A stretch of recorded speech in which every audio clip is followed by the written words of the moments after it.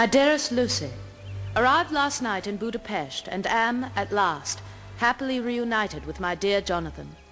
I can hardly recall anything of my thoughts on the journey, except that I was coming to my love. Oh, but when I found him, Lucy, so terribly thin and pale, his eyes empty, lifeless, a ghost of the bright young man I bade farewell to last April. Some terrible shock he has had, Lucy, but remembers nothing of his visit to Castle Dracula, or at least does not want to remember.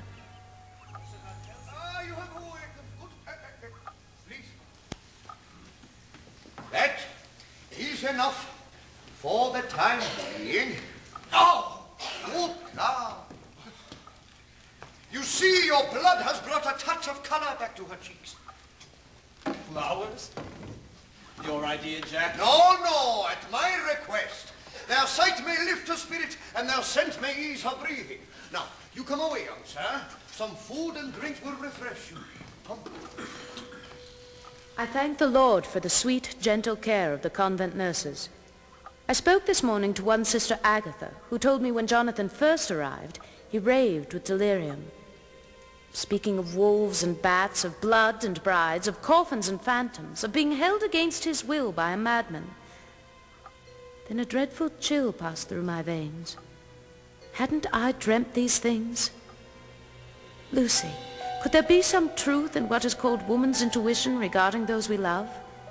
Of course, I was eager to hear more, but the sister would not oblige me, saying, "The delusions of the sick are the secrets of God. We must have pity and pay them no heed." Yet I could not help but wonder what might have caused his brain fever, how Jonathan arrived in Budapest.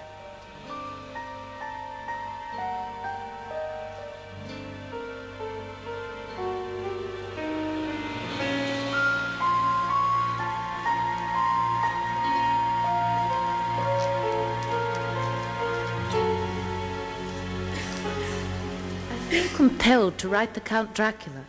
Perhaps he could shed some light on this awful mystery. Few clues have I beyond these. Jonathan came to the convent without his valise, only my portrait and the silver crucifix I had sent with him. But the cross, which he refuses to release from his grasp, is strangely pocked and streaked with black ash, as if it too suffered the torments of hellfire. Of course, he has also his pocket diary, from which the sisters learned how to reach me. But I myself will not read a single word without Jonathan's blessing, and I dare not ask him for that, lest it release a flood of unhappy memory. No. For now I will be content to sit at his side. And oh, Lucy, how truly happy I am to be here, to provide any and all comfort within my mortal power. These, Lucy, must try these. No, garlic. All right, it's all right, my dear. Maybe later. Jan, come. Come. No.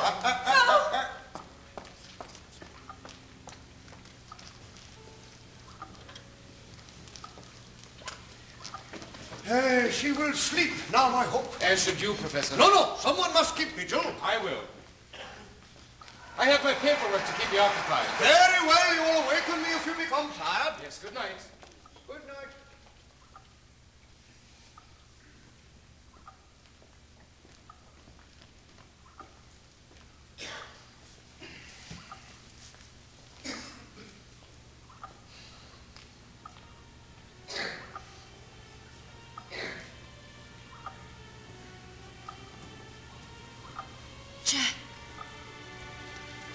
Jack, is that you? Lucy, you're awake? Come near, will you? What can I do for you? Shall I call Arthur? No, you, Jack. Can't you help me? Anything. My throat, so sore I can hardly breathe. Blood. What's this? The thorns have pierced your neck. Oh, I am sorry. Meant to help, instead they've wounded you.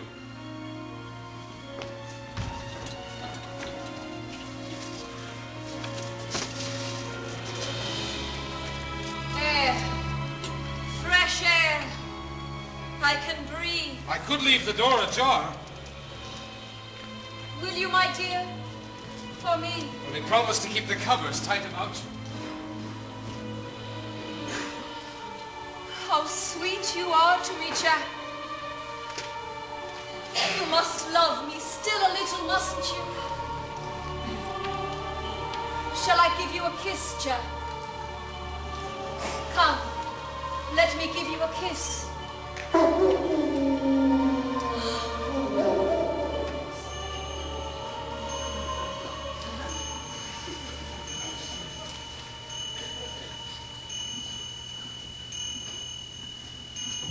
Sleep, Lucy. I'll be here should you need me.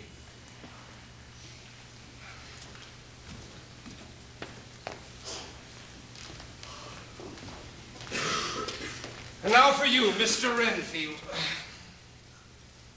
What was it the professor said? Strange, is it not? How quickly things do happen sometimes. Tragic events which change our lives forever. Ah, but not all my news is of sorrow.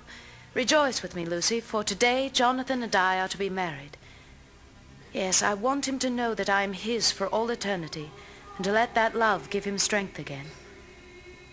Already I hear the holy sisters at prayer. 'Tis time I wake him from his sleep. He mustn't fall asleep. He must stay awake.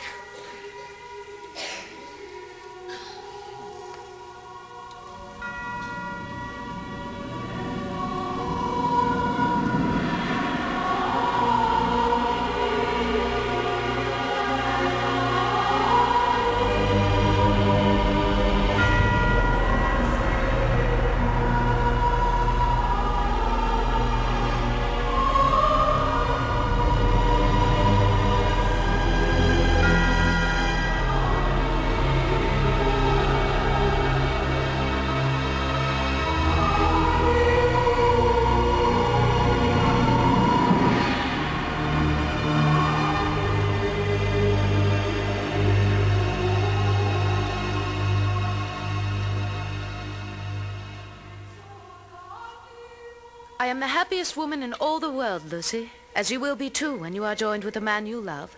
Then both our lives and our husbands with us will be ever filled with peace and happiness forever. Mein Gott in Himmel! Jan, come quickly! Her time is very near. Ask the maid to fetch a priest, and then the young man. I must say goodbye. The chapel bells are calling. My husband and I shall be home to England very soon. Until then, I remain your loving friend, Mina Murray. No, Mrs. Mina Harker.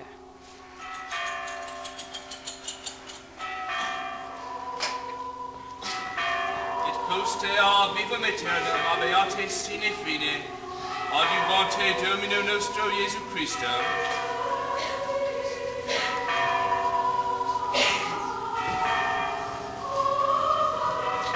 Vicum Patre et Spiritus Sancto vivit et regnat Deus, per omnia saecula saeculorum. Amen. Amen.